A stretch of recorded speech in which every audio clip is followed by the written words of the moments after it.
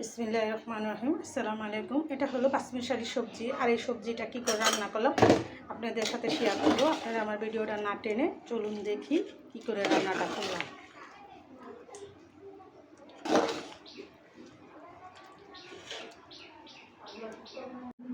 রান্না হবে সবজি, আর সবজির জন্য এখানে নিয়েছি আমি 2-3 পদের সবজি। বেশি সবজি নেই, তো সবজির সিজন না, তো এখানে নিয়েছি পটল, কহি, পেঁপে, ধনেপাতা আর যা যা দিয়ে রান্না করব সম্পূর্ণটা আপনাদের সাথে শেয়ার করব। চলুন দেখি।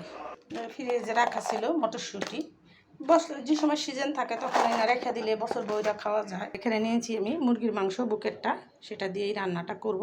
সম্পূর্ণ ভিডিওটা আপনারা দেখবেন না টেনে। তো সবজি কুটে বেছে নিয়ে আসা চলে আসলাম রান্নায়। আর রান্না করার জন্য এখানে আমি নিয়েছি মুরগির মাংস, পেঁয়াজ কুচি। তো সম্পূর্ণ সবজিগুলো আমি সিদ্ধ করে নিব। দিয়ে দেবো পটল, দিয়ে দেবো পেঁপে, দিয়ে দিলাম মটরশুঁটি। তো সবজিটা সিদ্ধ করার সময় আমি স্বাদ মতো নুন দিয়ে দিলাম আদা রসুন বাটা, দিয়ে দিলাম কিছুটা হলুদের ফাঁকি, দিয়ে দেবো 1 চামচ কাঁচামরিচ ফাঁকি। যেহেতু আমরা বাঙালি, আমরা ঝাল ছাড়া খেতে পারি না। এটা আমি ফুল 10 মিনিট রান্না করব। ফিরে আসবো 10 মিনিট পর।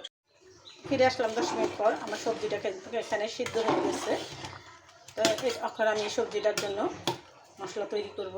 এই সবজিটাতে লাগবে কর্নফ্লাওয়ার, কিন্তু আমার কাছে কর্নফ্লাওয়ার নাই। আমি সাবুদানাটা ভিজিয়ে রাখবো। ভিজিয়ে আমি সাবুদানাটা তো এখানে অ্যাড করবো। সাবুদানাটা আমি ভিজিয়ে নিলাম। আমি এখন রান্নায় চলে যাই। এখানে আমি দিয়ে দেবো পেঁয়াজ কুচি। তো রান্নার সময় সবসময় আমি সতর্কবাণী দিয়ে থাকি।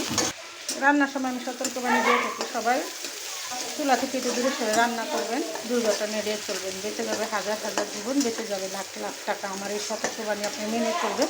চুলা থেকে একটু দূরে সরে রান্না করবেন। আমার পেঁয়াজটা বেরেস্তা করা হয়ে গেছে। আমি কিছুটা পেঁয়াজ উঠিয়ে দিয়ে দেবো মুখে রাখা মাংসগুলো।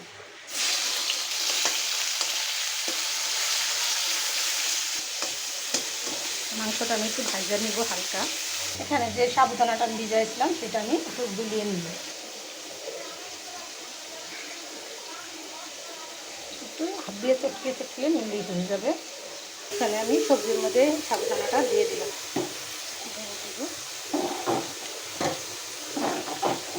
এখানে দিয়ে দিব আমি 1 চামচ শাহি গরম মশলা গুঁড়ো। আমি সবজিটাতে কিছুটা ধনেপাতা দিয়ে দিলাম। কত সুন্দর একটা কালার চলে আসছে দেখেন সবজিটাতে। মাংসটা আমার ভাজা হয়ে গেছে। আমি আপনার সবজিতে দিয়ে দিই। তো আমার সবজিটা এখানে রান্না কমপ্লিট। আমি কী মশলা দিয়ে কীভাবে রান্না করলাম সম্পূর্ণ ভিডিওটা আপনাদের সাথে শেয়ার করলাম। আমার ভিডিওটা না টেনে দেখবেন। আর এরকম সুস্বাদু সবজি একবার হলেও রান্না করে খেয়ে দেখবেন। খেতে কিন্তু অসাধারণ স্বাদ। আর এই গরমের দিনের সবজি কিন্তু স্বাস্থ্যের জন্য অনেক ভালো। কিন্তু এগুলো হলো নতুন নতুন সবজি। এই সিজনে যেই সবজিটা পাওয়া যায় সেই সবজিটা এটা আমি আপনাদের সাথে শেয়ার করলাম। আপনারা আমার ভিডিওটা না টেনে দেখে এরকম করে রান্না করে খাবেন।